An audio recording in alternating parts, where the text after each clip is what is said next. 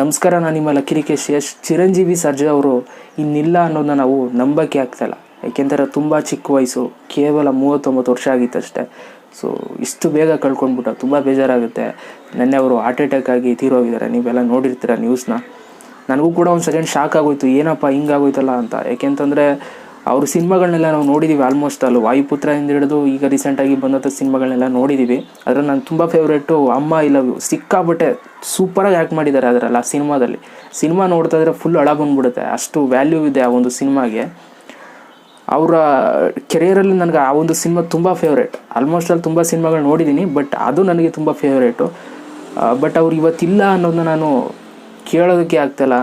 ಒಂದು ಸೆಕೆಂಡ್ ಸಿಕ್ಕಾಬಿಟ್ಟೆ ಬೇಜಾರಾಗುತ್ತೆ. ಅವ್ರ ಫ್ಯಾಮಿಲಿನ ನೋಡ್ತಾರೆ ಬೇಜಾರಾಗುತ್ತೆ. ಯಾಕೆಂತಂದರೆ ಅವ್ರ ಫ್ಯಾಮಿಲಿ ಇರೋರೆಲ್ಲ ಆಲ್ಮೋಸ್ಟ್ ಅಲ್ಲೆಲ್ಲ ಕಲಾವಿದರೆ, ಒಳ್ಳೊಳ್ಳೆ ನಟರುಗಳು.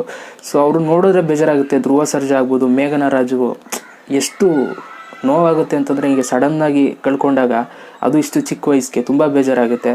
ನಾನು ರೀಸೆಂಟಾಗಿ ಅವ್ರನ್ನ ಟಿಕ್ಟಾಕಲ್ಲಿ ತುಂಬ ವೀಡಿಯೋಸ್ಗಳು ನೋಡಿದ್ದೆ.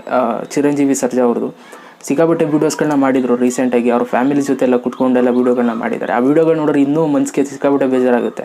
ಅದರಲ್ಲಿ ಯಾವುದೋ ಒಂದು ವೀಡಿಯೋದಲ್ಲಿ ಲೈಫ್ ಈಸ್ ಶಾರ್ಟ್ ಅಂತ ಅಂದ್ಬಿಟ್ಟು ಏನೋ ಒಂದು ಸಾಂಗ್ದು ಒಂದು ವೀಡಿಯೋ ಮಾಡಿದ್ದಾರೆ. ಅದನ್ನು ಇವಾಗ ನೋಡಿದ್ರೆ ಸಿಕ್ಕಾಪಟ್ಟೆ ಬೇಜಾರಾಗುತ್ತೆ ಮನಸ್ಸಿಗೆ. ಆ ಒಂದು ಕಮೆಂಟ್ ಬಾಕ್ಸ್ನ ನೀವು ಓಪನ್ ಮಾಡಿದ್ರೆ ಆಲ್ಮೋಸ್ಟ್ ಅಲ್ಲೆಲ್ಲ ಇವಾಗ ರೆಸ್ಟ್ ಇನ್ ಪೀಸ್ ಅಂತ ಕಮೆಂಟ್ ಮಾಡಿದ್ದಾರೆ. ಸೊ ಏನು ಇವತ್ತಿದ್ದವರು ನಾಳೆ ಇಲ್ವಲ್ಲಪ್ಪ ಅನ್ನೋ ಒಂದು ಫೀಲಿಂಗು ಎಷ್ಟು ಬೇಜಾರು ತರಿಸುತ್ತೆ ಅಂತಂದರೆ ಹೇಳೋದಕ್ಕಾಗಲ್ಲ. ಆಮೇಲೆ ದರ್ಶನ್ ಅವ್ರಿಗೆ ಒಂದು ದೊಡ್ಡ ಸೆಲ್ಯೂಟ್. ಯಾಕೆಂತಂದರೆ ನೀವು ಅಬ್ಸರ್ವ್ ಮಾಡ್ತಾ ಇದ್ದೀರಾ. ಸೊ ಬೆನ್ನೆಲುಬಾಗಿ ನಿಂತಿದ್ದಾರೆ, ಎಲ್ಲ ಹೆಲ್ಪ್ ಮಾಡ್ತಾ ಇದ್ದಾರೆ ಸಿಕ್ಕಾಬಿಟ್ಟೆ. ದರ್ಶನ್ ಅವರು ಹಂಗೇನೆ, ಅವರ ಸ್ನೇಹಿತರಿಗೆ ಯಾವತ್ತೂ ಕೂಡ ಬಿಟ್ಕೊಡಲ್ಲ. ಆ ಒಂದು ಗುಣ ನಂಗೆ ಸಿಕ್ಕಾಬಿಟ್ಟೆ ಇಷ್ಟ ದರ್ಶನ್ ಅವರಲ್ಲಿ.